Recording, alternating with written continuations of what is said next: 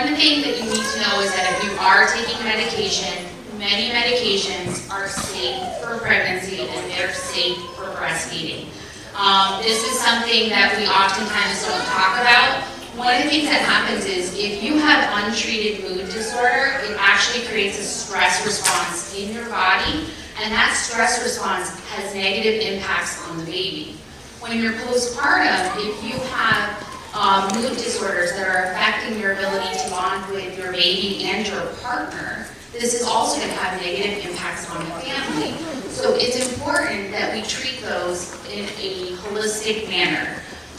So it's good to get with somebody like me. One of the things that I do is I do preconception counseling, so I help people decide what they want to be on, what they want to come off of, when we might restart stuff, different options that you have. But one of the things I want you to know is it's a holistic approach, and especially postpartum, here's your best medication. Number one, self-care. You are the most important thing postpartum. Number two, your relationship with your partner or your significant family member is the second most important medication that you will have. And number three is the baby. Believe it or not, your baby will get fed and changed and all that other fun stuff. But if you don't take care of yourself, and if you don't take care of the relationship with your partner, then everything else can kind of fall apart. In the first few weeks with a new baby in the house, whether it's your first baby or your fifth baby, it can definitely feel overwhelming. Can you talk a little bit about postpartum depression in terms of what it is, what moms can do if they're worried that they might, and what they can do if they're worried that they may be suffering from postpartum depression? Absolutely. So the first 10 days or so after you have a baby, it's very normal for you to have a lot of emotions all over the place. This is called the baby blues traditionally. You can cry one minute, be happy the next minute, and we consider this to be fairly normal. The one exception to that would be a mom who is not sleeping at all despite the ability to sleep, meaning the baby is sleeping for stretches, she has plenty of help that she can take naps. This is your one exception. That's a big red flag, and you need to make sure she's getting some help.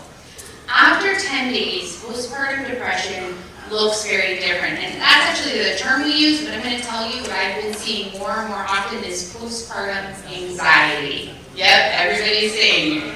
So postpartum anxiety, excessive worry, having trouble letting go and letting other people take care of the baby, intrusive thoughts, the what if thoughts, what if this happens, what if that happens, constantly being hyper-vigilant to what's going on. These are some of the biggest things that we are actually seeing about 10 days postpartum. And these are things that are becoming all-encompassing to your life. You can't relax, you can't get anything else done because you're just in this constant state of hypervigilance. So this is when you want to go ahead and you want to seek out help. One of the things I want you to know is that you don't need to be afraid to ask for help thinking somebody's going to make you take medication. There are a lot of homeopathic things that we can do. And in my line, I always rule out medical. It is very common postpartum for you to develop a thyroid condition, for example.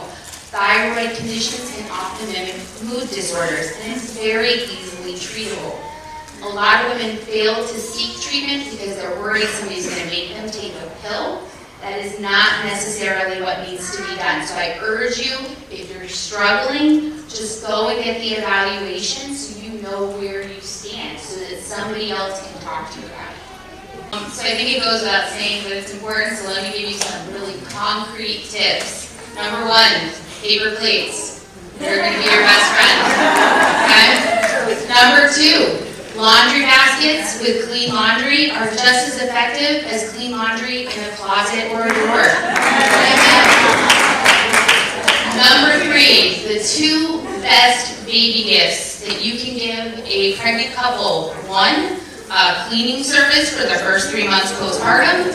And two, a deep freezer full of frozen pizza, because frozen pizza will feed you. Okay? If you haven't gotten my drift, it shouldn't look the way Facebook makes it look. It's going to look the way it looks in your home. The most important thing you can do, and I need to say this again, Self-care. If you like to get manicures before, you need to get manicures again. And you need to do that by yourself. And your partners, they need to get out of the house. They need it just as bad as you do, and when that happens, they are stronger and more effective for you. That's the most important thing you can do to preserve your mental health, both during your pregnancy and postpartum. So one of the first things that partners can do is you need to make sure that mom gets a shower every day. It's amazing how much a shower can make you feel really good and really refreshed. So it's one of the most important things that you can do for your partner is to make sure that they get a shower. Now, the next thing I would tell partners to do, of course, is to remind their partners to sleep and eat and all that good stuff. However, it's very important to ask, what do you need? So oftentimes we assume we think what somebody needs, and that's not really what they need. And so I would encourage you to have a lot of good communication. Now, as far as yourself, partners, dads, you guys tend to feel guilty. Your wife, girlfriend just had a baby. She's in a lot of pain. She's not sleeping. If she's breastfeeding, she's really not sleeping. And you feel bad asking for something. It's important that you ask for stuff as well. Okay? I cannot stress this enough. And moms, as hard as it is during recovery, if he's asking, he needs it. Now, you don't get to ask if she has been awake for 48 hours straight. But what you want to do is look for opportunities and possibly give her something in the same venue. So this is what I mean. You need to get out of the house for an hour. You can't listen to the baby anymore. You say to her, hey, I really need a break. I want to listen to some music. Would you like me to go to Starbucks and get you your favorite drink?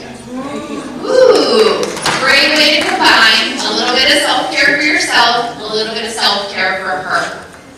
So I'm going to tell you, in my line of work, I talk a lot about sex. Okay, sex is a very normal part of human psychology, and it's very, very crucial to connection. And I have actually found more and more that this is a silent problem that women don't talk about. They'll spend weeks, months, even up to a year in pain thinking that this is normal.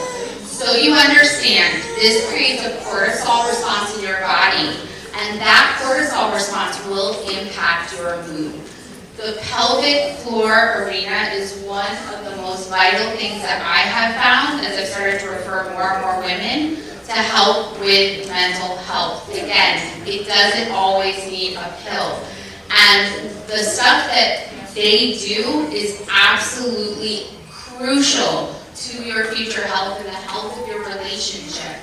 So I really urge women, do not ignore pelvic floor pain, because, for example, it can be as simple as a couple sessions learning how to stretch the muscles, and it's done. But tight muscles that go on for months on end can actually create the need for more therapy. So I 100%, I really have been finding that this is very crucial to women's mental